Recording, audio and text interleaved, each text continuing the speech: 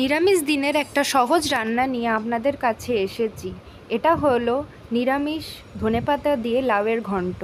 এটা অত্যন্ত সহজ রান্না আর বিনা কোনো মশলা ছাড়াই এটা রান্নাটা হয়। তো এর জন্যে আমি এখানে নিয়ে নিয়েছি একটা গোটা লাউ, আর এখানে আরেকটা জিনিস যেটা লাগবে সেটা হচ্ছে আলু। তো এখানে এগুলোকে এবারে আমি আস্তে আস্তে কেটে নেব। তার আগে বলে দিই, যদি এই রেসিপিটা দেখে আপনাদের ভালো লাগে তো বাড়িতে একবার বানিয়ে দেখবেন আর আমাকে কমেন্টের মাধ্যমে জানাবেন যে খেতে কেমন হয়েছিল। আর আমার চ্যানেলটাকে লাইক, শেয়ার, সাবস্ক্রাইব করতে ভুলবেন না। এখানে আমি লাউগুলোকে স্লাইস করে নিচ্ছি। আপনারা চাইলে লাউগুলোকে একটু প্রেশার কুকারেও দিয়ে দিতে পারেন, মানে লাউটাকে, আলুটাকে। আর আমি এখানে প্রেশার কুকারে দিইনি, আমি এখানে ডাইরেক্ট কড়াতেই দিয়েছিলাম। তো এখানে এগুলো কাটা হয়ে যাওয়ার পরে ভালো করে ধুয়ে আর কড়াইটা গরম হতে দিয়ে দিয়েছি।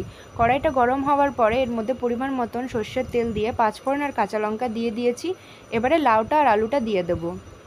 তার আগে বলে দিই, লাউটা আর আলুটা এখানে দিয়ে দেওয়ার পর আমি এখানে কিন্তু আগে কোনো নুন অ্যাড করব না। আগে এটাকে একটু ঢাকা চাপা দিয়ে ভালো করে সিদ্ধ হতে দেব। তারপরে এটা যখন জলটা একটু সিদ্ধ হয়ে যাবে, জলটা বেরিয়ে যাবে, তখন এটার মধ্যে আমি নুন আর হলুদটা দেব।